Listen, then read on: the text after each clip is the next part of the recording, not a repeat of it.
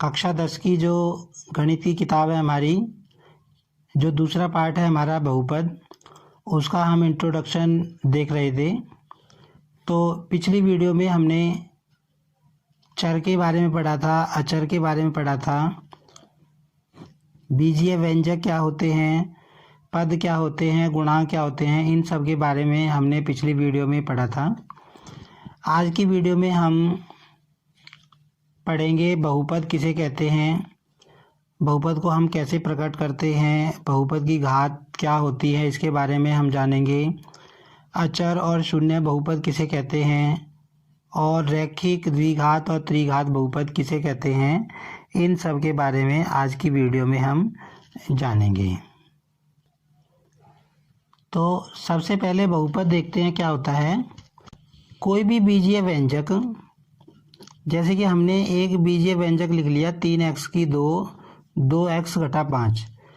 तो कोई भी बीजीय व्यंजक जिसमें गुणांक वास्तविक संख्या हो, शून्य ना हो।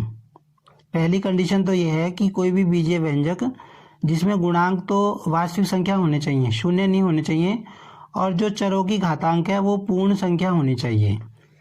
मतलब गुणांक क्या होते हैं, पिछली वीडियो में हमने देखा था, ये जो आगे लगते हैं ये गुणांक हैं, 3 है, जैसे ये 2 हैं, ये हमारे क्या होने चाहिए, ये वास्तविक संख्याएं होनी चाहिए। इनमें से कोई भी शून्य नहीं होना चाहिए। पहली कंडीशन तो ये है। और दूसरी कंडीशन क्या है, जो चरों की घातांक है, जैसे कि यही हमारा बीजीय व्यंजक है, इसमें घातांक क्या है, ये जो शक्ति दी हुई है x की, यहाँ पर 1 मानी जाएगी। ये जो घातांक हैं, ये जो पावर दी हुई हैं शक्तियाँ, ये हमारी पूर्ण संख्याएं होनी चाहिए। ये दो कंडीशन हैं किसी भी बीजीय व्यंजक की बहुपद होने की। तो हम कुछ उदाहरण देखेंगे बीजीय व्यंजक जो बहुपद हैं उनके। तो जैसे कि हमारा है 2x + 3, ये हमारा एक बहुपद है। बहुपद क्यों है, इसकी जो गुणांक हैं, ये जो 2 गुणांक है इसका, और ये जो 3 है, ये वास्तविक संख्याएं हैं। और जो घातांक हैं, घातांक यहाँ पे x की घात क्या मानी जाएगी, 1 मानी जाएगी घातांक। तो ये एक पूर्ण संख्या है। हम जानते हैं पूर्ण संख्याएं क्या होती हैं, 0, 1, 2, 3, 4 जो भी होती हैं, ये 0 से स्टार्टिंग होके ये सारी पूर्ण संख्याएं होती हैं। तो जो घातांक हैं, जो शक्तियाँ हैं, वो इंग्लिश में इसको पावर बोलते हैं, ये हमारी पूर्ण संख्याएं होनी चाहिए। अच्छा, एक उदाहरण और हम देख सकते हैं इसका, ये भी एक बहुपद का उदाहरण है। यहाँ पर जो गुणांक हमारा दिया हुआ है इस बहुपद में, तो गुणांक हमारा क्या है, वर्गमूल 3 है। तो वर्गमूल 3 एक वास्तविक संख्या है, हमें पता है एक अपरिमेय संख्या है और वास्तविक संख्या है। तो इसका गुणांक हमारा वास्तविक संख्या है, और जो घातांक है यहाँ पे 1 है, वो एक पूर्ण संख्या है। तो ये हमारा क्या हो जाएगा, एक बहुपद हो जाएगा। अगर इसके विपरीत, अगर हम इसको ऐसे ले लेते वर्गमूल x + 4, तो क्या ये बहुपद होता, ये बहुपद नहीं होगा। कैसे नहीं होगा, वर्गमूल x का मतलब होता है x की पावर 1/2, वर्गमूल का मतलब होता है 1/2। तो अब यहाँ पे जो घातांक है, देखो जो घातांक है, ये जो पावर है, शक्ति है, वो क्या होगी, बटे वाली होगी, भिन्न होगी। लेकिन हमारी घातांक क्या होनी चाहिए, पूर्ण संख्या होनी चाहिए, 0, 1, 2, 3, 4, 5, 6, 7 इनमें से होनी चाहिए। इसीलिए ये बहुपद हमारा नहीं माना जाएगा। हाँ, इसमें जो पहली कंडीशन है वो तो ठीक बैठ रही है कि गुणांक है ना वास्तविक संख्या होनी चाहिए। गुणांक यहाँ पे कुछ नहीं है तो 1 मानेंगे, और ये 4 है, तो ये गुणांक तो वास्तविक संख्याएं हैं। लेकिन जो घात हैं, घातांक हैं चरों की, ये जो x चर है, वो घातांक जो है पूर्ण संख्या नहीं है, इसीलिए ये बहुपद नहीं है। इसी की तरह एक उदाहरण और ले सकते हैं हम।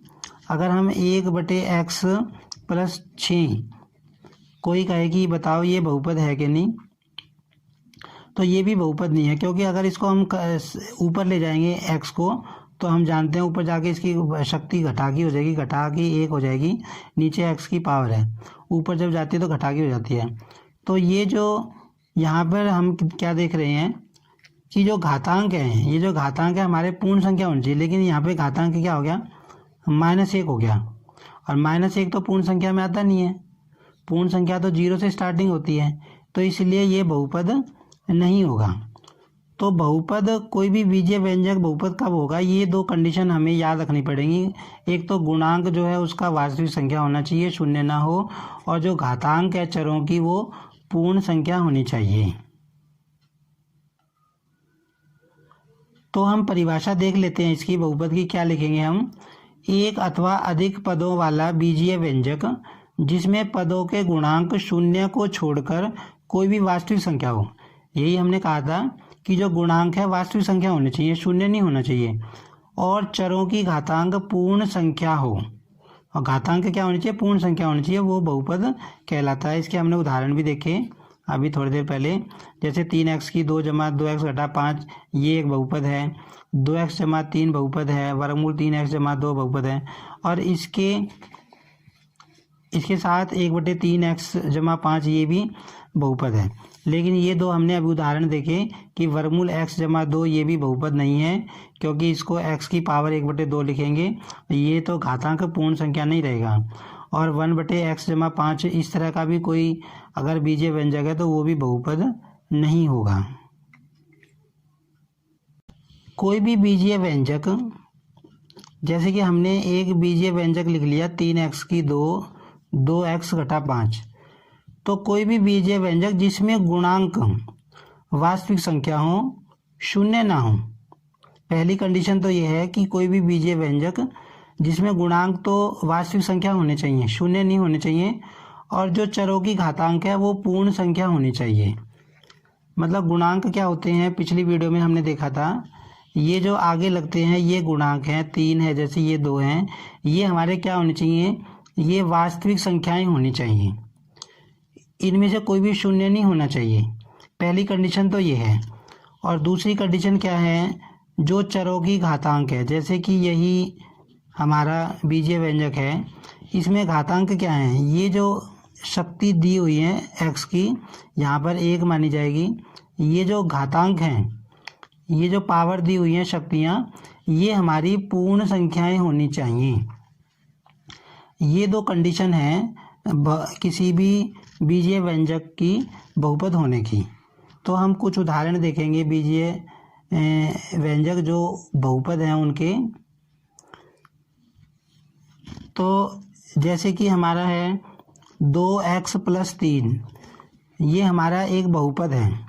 बहुपद क्यों है, इसकी जो गुणांक हैं, ये जो 2 गुणांक है इसका, और ये जो 3 है, ये वास्तविक संख्याएं हैं। और जो घातांक हैं, घातांक यहाँ पे x की घात क्या मानी जाएगी, 1 मानी जाएगी घातांक, तो ये एक पूर्ण संख्या है। हम जानते हैं पूर्ण संख्या क्या होती हैं, 0 1 2 3 4 जो भी होती हैं, ये 0 से स्टार्टिंग होके ये सारी पूर्ण संख्याएं होती हैं। तो जो घातांक हैं, जो शक्तियां हैं, वो इंग्लिश में इसको पावर बोलते हैं, ये हमारी पूर्ण संख्याएं होनी चाहिए। अच्छा, एक उदाहरण और हम देख सकते हैं इसका, ये भी एक बहुपद का उदाहरण है। यहाँ पर जो गुणांक हमारा दिया हुआ है इस बहुपद में, तो गुणांक हमारा क्या है, वर्गमूल 3 है। तो वर्गमूल 3 एक वास्तविक संख्या है, हमें पता है एक अपरिमेय संख्या है और वास्तविक संख्या है, तो इसका गुणांक हमारा वास्तविक संख्या है, और जो घातांक है यहाँ पे 1 है, वो एक पूर्ण संख्या है। तो ये हमारा क्या हो जाएगा, एक बहुपद हो जाएगा। अगर इसके विपरीत, अगर हम इसको ऐसे ले लेते वर्गमूल x + 4, तो क्या ये बहुपद होता है, ये बहुपद नहीं होगा। कैसे नहीं होगा, वर्गमूल x का मतलब होता है x की पावर 1/2, वर्गमूल का मतलब होता है 1/2। तो अब यहाँ पे जो घातांक है, देखो जो घातांक है, ये जो पावर है, शक्ति है, वो क्या होगी, बटे वाली होगी, भिन्न होगी। लेकिन हमारी घातांक क्या होनी चाहिए, पूर्ण संख्या होनी चाहिए, 0 1 2 3 4 5 6 7 इनमें से होनी चाहिए। इसीलिए ये बहुपद हमारा नहीं माना जाएगा। हाँ, इसमें जो पहली कंडीशन है वो तो ठीक बैठ रही है कि गुणांक है ना वास्तविक संख्या होनी चाहिए। गुणांक यहाँ पे कुछ नहीं है तो 1 मानेंगे, और ये 4 है, तो ये गुणांक तो वास्तविक संख्याएं हैं। लेकिन जो घात हैं, घातांक हैं चरों की, ये जो x चर है, वो घातांक जो है पूर्ण संख्या नहीं है, इसीलिए ये बहुपद नहीं है। इसी की तरह एक उदाहरण और ले सकते हैं हम। अगर हम 1/x + 6, कोई कहे कि बताओ ये बहुपद है कि नहीं, तो ये भी बहुपद नहीं है, क्योंकि अगर इसको हम ऊपर ले जाएंगे x को, तो हम जानते हैं ऊपर जाके इसकी शक्ति घटा की हो जाएगी, घटा की 1 हो जाएगी, नीचे x की पावर है, ऊपर जब जाती है तो घटा की हो जाती है। तो ये जो यहाँ पर हम क्या देख रहे हैं कि जो घातांक है, ये जो घातांक है हमारे पूर्ण संख्या होनी चाहिए, लेकिन यहाँ पे घातांक क्या हो गया, -1 हो गया। और -1 तो पूर्ण संख्या में आता नहीं है, पूर्ण संख्या तो 0 से स्टार्टिंग होती है, तो इसलिए ये बहुपद नहीं होगा। तो बहुपद, कोई भी बीजीय व्यंजक बहुपद कब होगा, ये 2 कंडीशन हमें याद रखनी पड़ेंगी।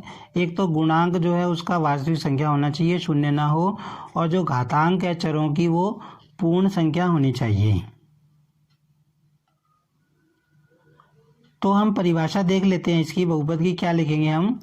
एक अथवा अधिक पदों वाला बीजीय व्यंजक जिसमें पदों के गुणांक शून्य को छोड़कर कोई भी वास्तविक संख्या हो। यही हमने कहा था कि जो गुणांक है वास्तविक संख्या होनी चाहिए, शून्य नहीं होना चाहिए, और चरों की घातांक पूर्ण संख्या हो। और घातांक क्या होनी चाहिए, पूर्ण संख्या होनी चाहिए, वो बहुपद कहलाता है। इसके हमने उदाहरण भी देखे अभी थोड़ी देर पहले, जैसे 3x की 2 जमा 2x घटा 5, ये एक बहुपद है। 2x जमा 3 बहुपद है। वर्गमूल 3x जमा 2 बहुपद है। और इसके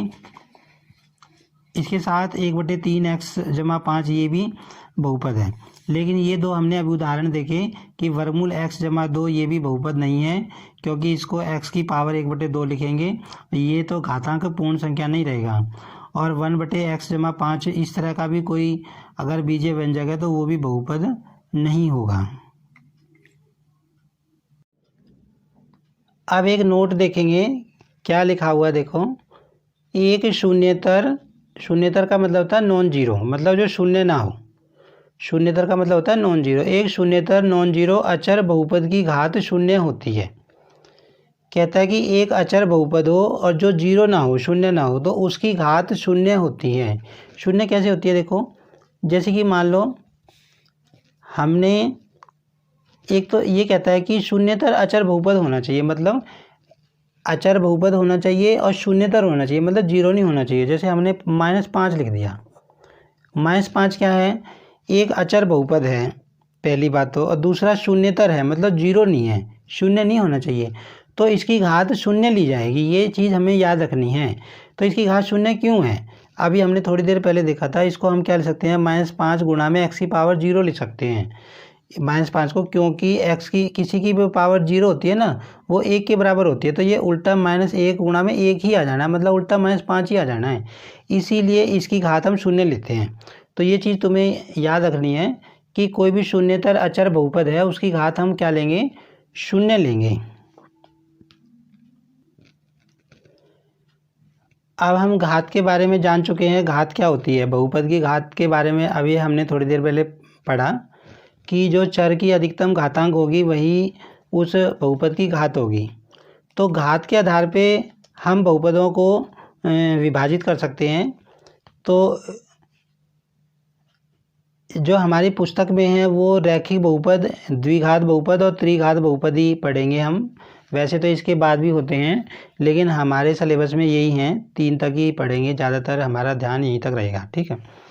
तो रैखिक बहुपद क्या होता है, रैखिक बहुपद वो बहुपद होता है जिसकी घात 1 हो, ऐसे याद रखना है। घात 1 वाले बहुपद को हम रैखिक बहुपद कहेंगे। जैसे उदाहरण ले लो 2x जमा 5, देखो यहाँ पे अधिकतम घात 1 है तो इसकी घात 1 होगी, तो इसको हम रैखिक बहुपद कहेंगे। द्विघात, द्वि का मतलब 2, मतलब ऐसा बहुपद जिसकी घात कितनी होनी चाहिए, 2। उदाहरण के लिए x की 2, 5x + 6, ये उदाहरण हो गया।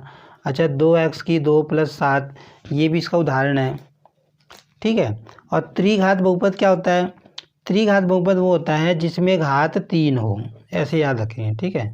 इसका उदाहरण हम ले सकते हैं 3x की 3, 2x की 2 + x + 5।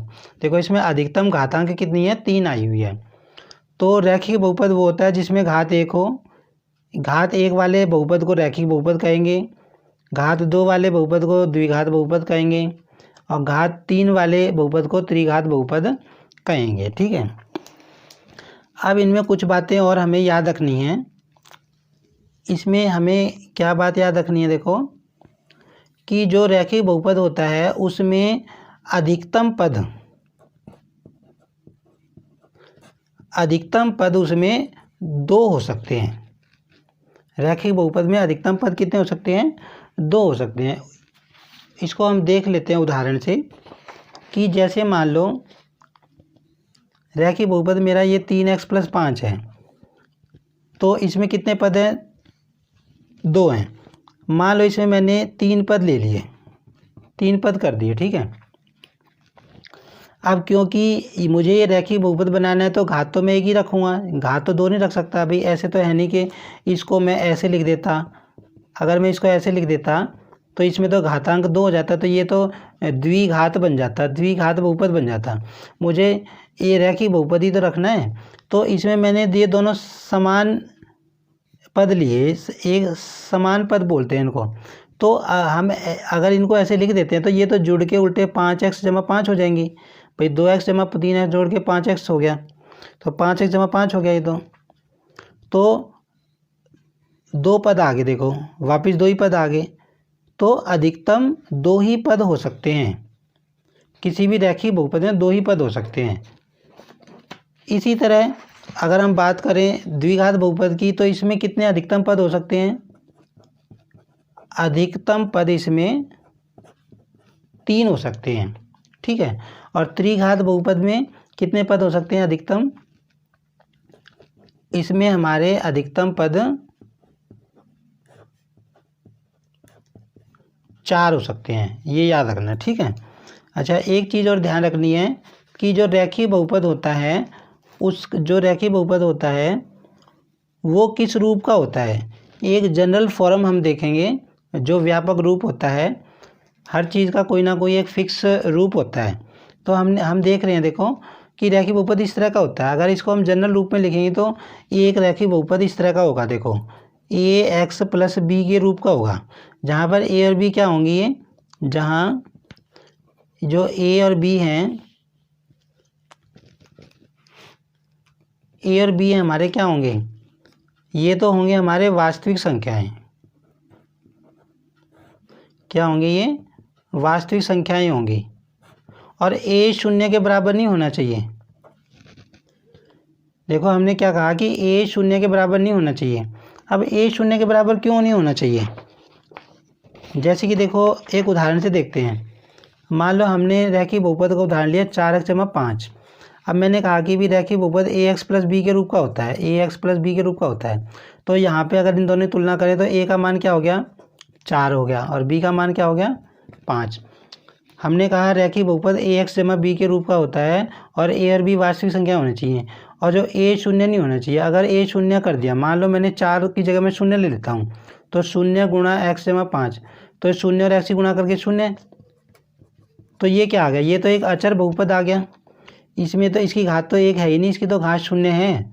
तो ये तो रैखिक बहुपद बचा ही नहीं, इसलिए हम a को 0 नहीं ले सकते। तो ये चीज़ हमें याद रखनी है कि कोई भी रैखिक बहुपद होगा उसका रूप क्या होगा, व्यापक रूप क्या होगा? ax + b। ये इसका व्यापक रूप है, जनरल फॉर्म है ये रैखिक बहुपद की। कोई पूछे भी रैखिक बहुपद किस तरह का होता है, हम कहेंगे ax + b के रूप का होता है, जहाँ a और b की हम कोई भी वैल्यू पुट कर सकते हैं, ठीक है। अच्छा, द्विघात बहुपद किसके रूप का होगा? इसका भी व्यापक रूप देख लेते हैं हम। जो द्विघात बहुपद होगा उसका व्यापक रूप क्या होगा? ax² + bx + c के रूप का होगा। ये हम प्रश्नावली में प्रयोग करेंगे, तो ये चीज़ ध्यान हमको रखनी है। और जो त्रिघात बहुपद होता है उसका भी व्यापक रूप हम देख लेते हैं। त्रिघात जो बहुपद होगा उसका व्यापक रूप क्या होगा? वो ax² bx² या 3 आएगा, और cx + d के रूप का होगा, ठीक है। यहाँ पर जहाँ पर ये जो a b c हैं, ये क्या होंगे? a b c क्या होंगी? ये वास्तविक संख्याएं होंगी। क्या होंगी? वास्तविक संख्याएं होंगी, और a 0 के बराबर नहीं होगा। इसी तरह यहाँ पर भी क्या होंगे? a b c d क्या होंगी? वास्तविक संख्याएं होंगी, और a 0 के बराबर नहीं होगा। है ना। अभी थोड़ी देर पहले देखा था कि अगर ए शून्य हो जाए तो क्या होगा, ए शून्य हो गया तो ये तो त्रिघात बहुपद रहेगा ही नहीं, क्योंकि ये चीज़ तो जीरो हो जाएगी। फिर ये तो इसकी जब ज़्यादा से ज़्यादा पावर तो 2 रह जाएगी, और 2 रहते ही तो ये तो द्विघात बहुपद हो जाएगा। तो ये चीज़ याद रखनी है। तो ये हमें याद रखनी है कि रैखिक बहुपद के बारे में हमने देखो 3 चीज़ें पढ़ी, एक बार रिवाइज कर लेते हैं। एक तो घात 1 हो उसको रैखिक बहुपद कहते हैं, 2 घात वाले को द्विघात बहुपद कहेंगे, और 3 घात वाले को त्रिघात बहुपद कहेंगे। ठीक है। रैखिक बहुपद में कोई पूछे अधिकतम पद कितने हो सकते हैं, 2, इसमें 3, इसमें 4। अच्छा, इसका व्यापक रूप क्या होता है, ए एक्स जमा बी, और इसका व्यापक रूप क्या होता है, ए एक्स स्क्र जमा बी एक्स जमा सी, और इसका होता है ए एक्स की क्यूब जमा बी एक्स स्क्र प्लस सी एक्स प्लस डी। क्यूब को 3 बोलते हैं। तो ये हमने आज की वीडियो में देखा कि बहुपद किसे कहते हैं, और बहुपद को प्रकट कैसे करते हैं, बहुपद को हम प्रकट कैसे करते हैं, बहुपद की घात किसे कहते हैं। फिर हमने रैखिक बहुपद, द्विघात बहुपद और त्रिघात बहुपद के बारे में जाना। तो नेक्स्ट वीडियो में एक वीडियो और हम लाएंगे, इंट्रोडक्शन वीडियो इसकी, जिसमें हम देखेंगे कि किसी बहुपद के शून्यक का अर्थ क्या होता है, और जो शून्यक होता है उसका ज्यामितीय अर्थ क्या होता है। तो आज के लिए इतना ही, नेक्स्ट वीडियो में हम आगे देखेंगे।